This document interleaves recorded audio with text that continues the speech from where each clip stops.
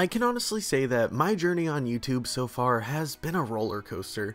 It's just been a wild ride and I'm so thankful for it. This journey has been amazing and I wouldn't change it for anything in the world. I recently celebrated 100,000 subscribers by making a video about one of my all-time favorite episodes of one of my all-time favorite shows. I really enjoyed making that video, but it was an interesting one to approach because when I get a video idea, it's usually like really specific. For example, with the Dark Side of Hey Arnold series, it was the thought process of remembering back to the show and just recalling how many times that it got really dark or depressing. Then, from there, the video idea was born. Or for my video about him from the Powerpuff Girls. I was thinking about how they seem to pour so much more creativity into the character of the villains themselves than they did for the actual Powerpuff Girls. Then, boom, that video idea was born. However, with that 100,000 subscriber special, it was just different. It was literally like, what is Sean like and what does Sean feel like doing? There wasn't really a specific point to the video other than the fact that I just really enjoyed that episode of that show and that was it. However, I will admit it made me feel so good because that video was just so horrendously tiered to my interests that it felt like pure fan service, specifically just for myself in a hilariously obnoxious way. But honestly guys, I'm still kind of riding that high of hitting 100,000 subscribers, and by all means, I'm not about to do another completely Sean-centered 100k celebration. However, I want to kind of take a moment to make a video that calls back to the origins of my channel. We're going to pay tribute to the early days of my channel by talking about a show that I hold near and dear to my heart. We're going to talk about the first ever cartoon that I made a video about here on YouTube. None other than Courage the Cowardly Dog. We interrupt this program to bring you Courage the Cowardly Dog Show, starring Courage the Cowardly Dog! Abandoned as a pup, he was found by Muriel, who lives in the middle of nowhere with her husband, Eustace Bay. But creepy stuff happens in nowhere. It's up to Courage to save his new home. Stupid dog! You made me look bad! Courage the Cowardly Dog is a show that I grew up watching, usually with my eyes partially closed because it would scare me to death as a child. However, I just couldn't look away. I've been diving into a lot more Cartoon Network shows recently, and I plan to definitely keep that up, but I couldn't continue any longer without covering Courage once again. We're checking out an episode that I've seen mentioned in my comments across all of my other videos about Courage the Cowardly Dog time and time again. It's an episode that would serve as the series finale and would come along with a really strong message behind it. We're looking at the episode called Perfect.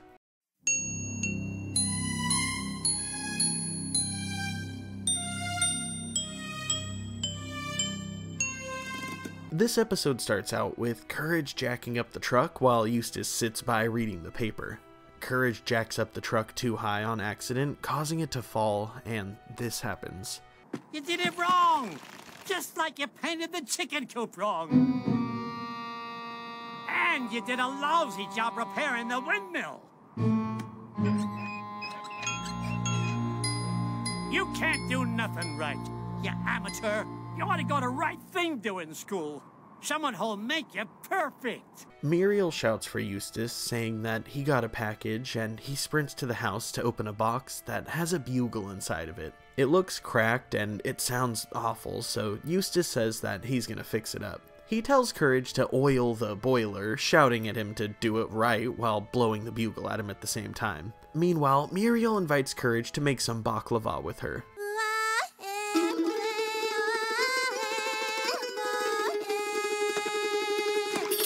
Remember, Courage, it's supposed to be thin, crisp, and lighter than air. Mm-hmm.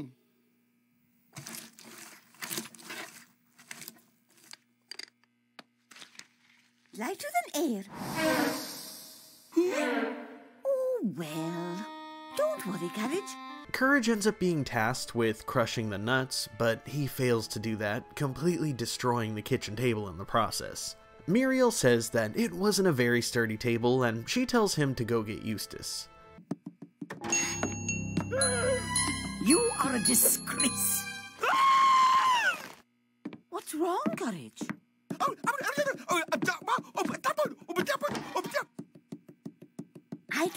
anything?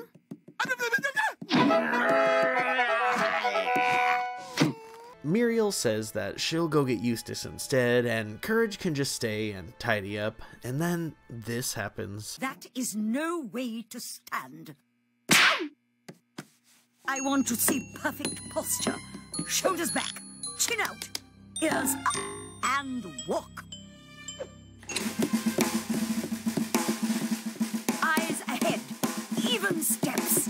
No, no, no, no, no, no, no. She tells Courage to walk up the stairs with this huge stack of books on top of his head, and says that if they stay in place, then he is walking perfectly. You're not the least bit perfect.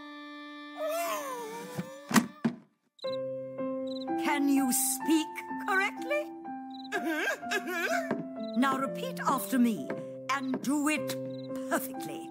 The turkey in Albuquerque is positively perky.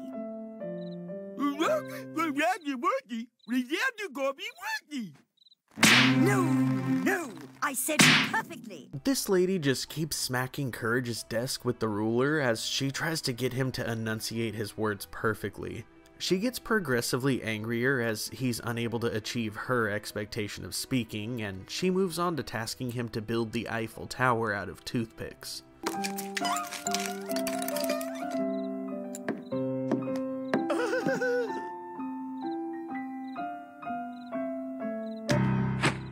Look at the work of another of my pupils, a perfect pupil.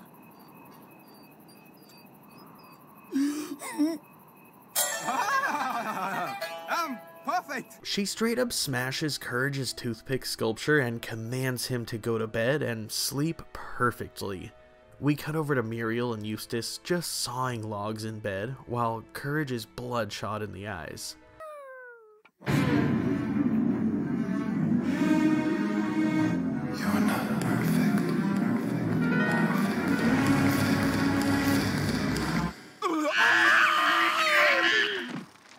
After that nightmare, Courage falls back asleep, and he has another nightmare that's literally himself as the Scarecrow, the Tin Man, and the Cowardly Lion as they walk down the yellow brick road, and he sees himself as the Wicked Witch of the West, which scares him awake again. Then this happens.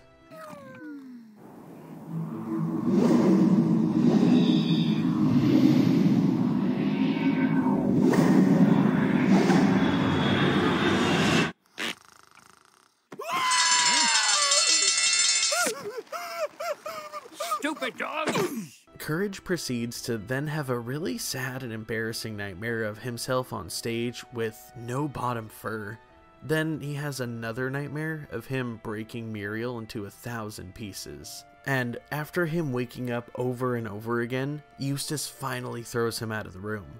In the morning, we see Eustace blow his horn at Courage again, which causes him to fly up through the ceiling and into the attic, where he lands in his seat in front of the evil, angry teacher again. She tells him that today there's going to be a surprise final exam, and that if he doesn't pass, then there's going to be consequences.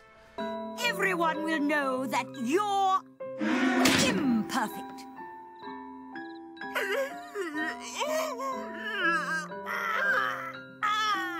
You have to go to the bathroom? Mm-hmm. Make it quick. She tells Courage to brush his teeth while he's in there, and while he's doing that, this happens. There's no such thing as perfect. Huh? You're beautiful as you are, Courage. With all your imperfections, you can do anything.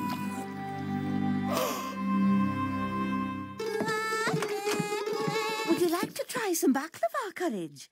It's more like gum, really.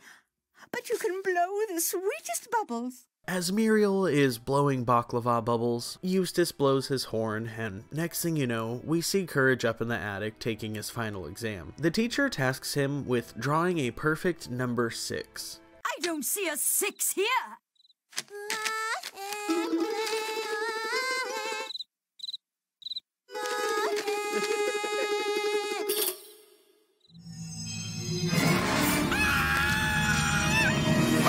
That's not perfect! You rotten You'll never reach the perfect level of bad. After that, we cut to downstairs where Courage and his family are eating dinner at the table as everyone is blowing bubbles with Muriel's baklava, which is where this episode ends. I want to say first and foremost that this episode had just an excellent ending. We see the whole family sitting around the table blowing bubbles together as Courage lets out a big old laugh, and just like that, the whole series would come to an end. This episode would serve as, in my opinion, a great bookend for the series. However, it's one that's widely regarded by fans as being one of the most unsettling episodes of all time, mostly attributed to the heavy subject matter and those really intense nightmare sequences. On the whole, if we zoom out of the details of this episode and look at the big picture here, all of this started because Eustace was criticizing Courage so heavily. Keep in mind, this has been an ongoing thing throughout the entire series as well. It was so bad that it started to affect Courage mentally, and he manifested this evil teacher that only he could see. Courage felt so heavily judged by Eustace that he began to judge himself, and in this episode that physically manifests in the form of this evil teacher who judges Courage's every move. This right here is just such a huge, relatable metaphor. The feeling of being judged and ridiculed by someone who thinks they're better than you is just so incredibly awful and demeaning. It can make you feel like less of a person. This evil manifestation affected Courage so badly that it was to the point where he literally couldn't do anything correctly if she told him to do it. He literally couldn't even sleep normally because she told him to sleep perfectly. Courage knows how to sleep, he does it every night, but his brain was so affected psychologically by the torment of his own manifestations that he couldn't even sleep because they were literally telling him to. Like, I gotta admit, that's so backwardly twisted now that I put it into words. But long story short, Eustace severely messed Courage up by destroying his confidence and self-worth with his hurtful words. This evil teacher was awful, and seeing her treat Courage the way that she did just broke my heart. But I will say, she does have me really questioning her existence in general. Honestly, I want to say that she is a manifestation. From what I read online, a lot of people are operating under the assumption with this episode that the perfectionist teacher was imaginary the entire time, which is what I assumed as well, up until the point that we see Dai Lung sitting on the Eiffel Tower sculpture that he made saying that he's perfect. First of all, we know for a fact that he isn't perfect, as we've seen him do some really idiotic things in the past. However, the fact that he's wrapped up in her nonsense as well means that he sees her too. And that tells me that either A, Dai Lung has some serious trauma, probably along the same lines as Courage's at the hands of Eustace, or B, she's real and Dai Lung just decided to take perfection lessons for some reason? Who knows? It's likely to me that she's a manifestation as a result of trauma because I don't think Muriel would allow a woman like that in her house in the first place. That is, unless Eustace called her here to give Courage perfection lessons, which honestly could be the case. Eustace is a major jerk and would totally do something like that, but honestly, I'm not sure. More than anything though, I will say this much. This episode proves as a great reminder to be mindful of how you treat others, because you never know what battle somebody else could be fighting in their own head and in their everyday life. Your words are strong. They make an effect on everyone that you cross in everyday life, and that's a powerful thing that all of us have. It's important to remember to treat others the way that you want to be treated.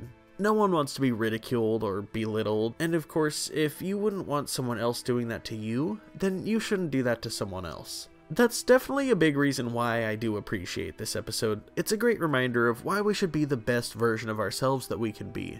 Now, I do have to circle back to my original point though. Like I said, this episode is widely regarded as being one of the most unsettling episodes due to not only the heavy subject matter that we just discussed, but also the really intense nightmare sequences. In this episode, we see 5 different nightmares occur, and of course, the first of which being the most notorious.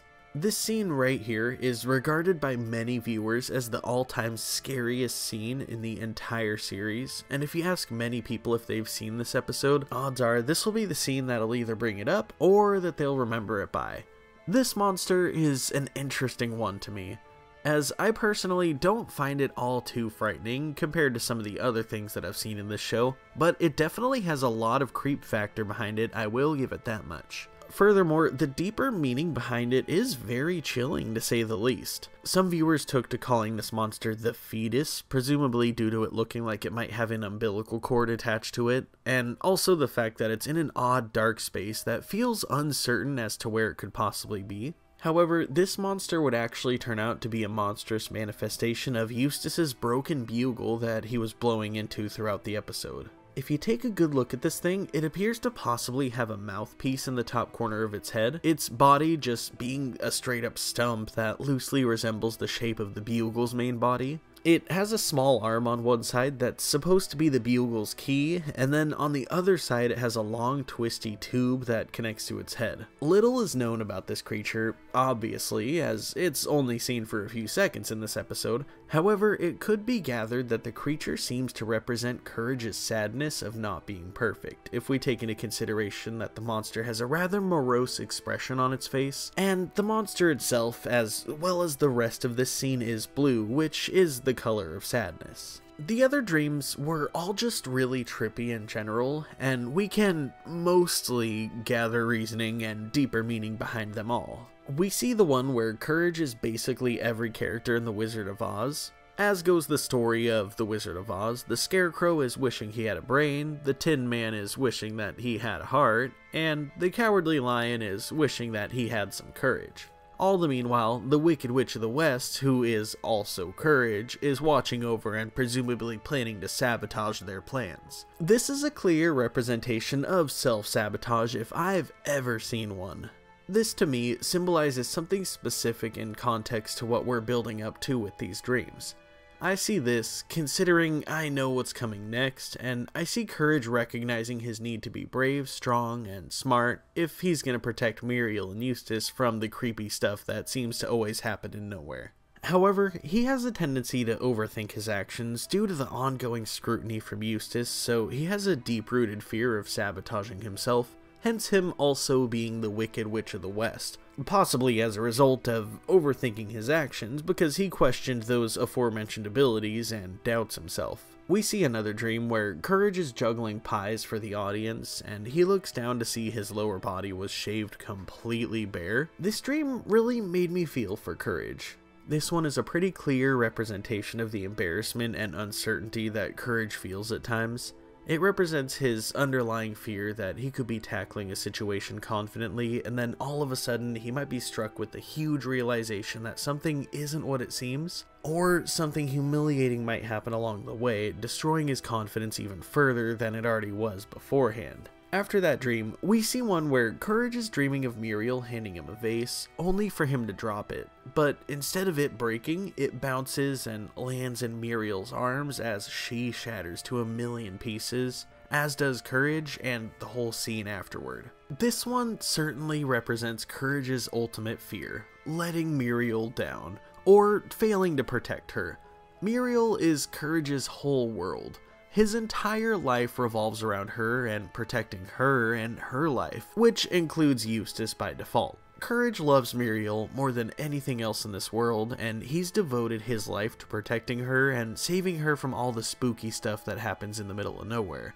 Hence, where I circle back to the Wizard of Oz dream with this context. We can understand why Courage would be his own Wicked Witch of the West in his own story, because he's so passionate about his need to protect Muriel and her livelihood that he's worried that he could doubt himself in the process of protecting her, and she could get hurt, or worse, as a result of him sabotaging himself with his own doubts. As far as these dreams themselves go though, I do have to point out that it is kind of creepy that they were all individually developed in not only a different style of animation than the show itself, but each dream had its own individual animation style. To me, that just kind of added to the creep factor. Seeing the dreams go from CGI animated to a simplistic Flash style animation to a style made with simple animation and editing tools, then to a stop motion animated dream, then finally a minimalistic paper puppet style animation. It's a weird, subtle thing that feels almost kind of subliminal, but like the inconsistency with the animation feels sporadic and it adds to the unnerving nature of this episode. Now, you may have noticed that I said there was 5 dreams total and I only talked about 4, and that would be because there's one final thing that I really need to bring up to you guys in regards to the dreams that I just can't figure out, and that's this dream right here.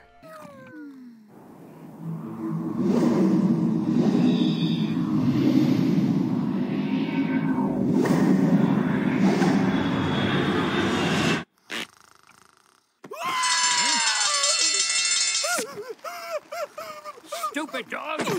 I don't know, you guys, this dream is a tough one to crack. I was able to kind of get the gist of what the other dreams were trying to say, but this one is just a trip and I just don't get it. I even slowed it down and looked at each individual picture and they just don't make much sense.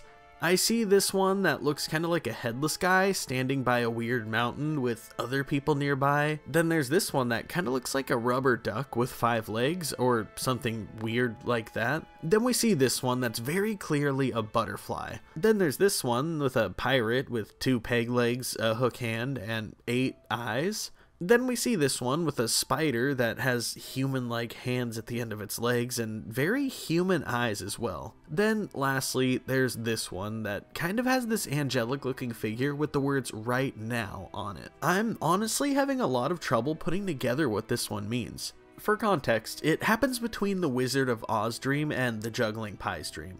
I'm just not sure what to think about this one. It's weird, but at first glimpse, the picture of the butterfly reminded me of that meme about the biblically accurate angels, which are known for, like, having a bunch of eyes.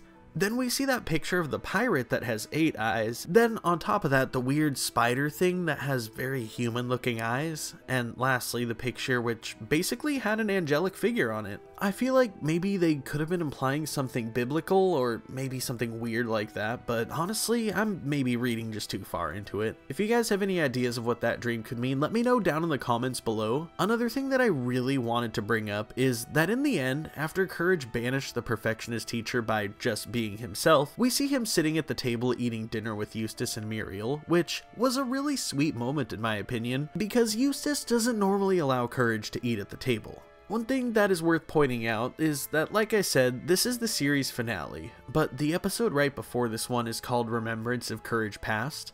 I've talked about it in a previous video, and I'll link it down in the description so you can check it out after this one if you want. But in that episode, we see Courage remembering what happened to his parents as he's taken to the exact vet that sent his parents to space by Eustace and Muriel. In that one, we see Courage saving both Eustace and Muriel from the evil vet, and I like to think that after that episode, Eustace started letting Courage eat at the dinner table regularly because he's such a good boy. I know that that's likely not the case, but a guy can hope, can't he? All things considered though, this episode felt like a great bookend for the series, like I said. By the end of the episode, we see Courage accepting himself and coming to the conclusion that he's perfect just the way he is. The happy ending feels extra good, and the series ends with leaving us as viewers feeling confident that Courage is ready to handle whatever else the middle of nowhere throws at his family. Honestly, Courage the Cowardly Dog is a show that I'm really bummed ended when it did. But honestly, it was probably for the best because, in my opinion, the show definitely ended on a high. It didn't overstay its welcome by any means, and it honestly had a ton of really great and memorable moments. We'd see the characters remaining consistent throughout the entirety of the series, though there was some plot and character development that would occur at times. Honestly, Courage is one of those shows that I hold up there as one of the most perfect animated series of all time. But hey, I might be biased, as it's just one of those shows that I'll always hold near and dear to my heart. But what do you think? Do you remember this episode? And please, for the love of Giraffe Sean, do you have an explanation for that weird flying pictures dream? Let me know in the comments down below. I always love seeing your guys' feedback.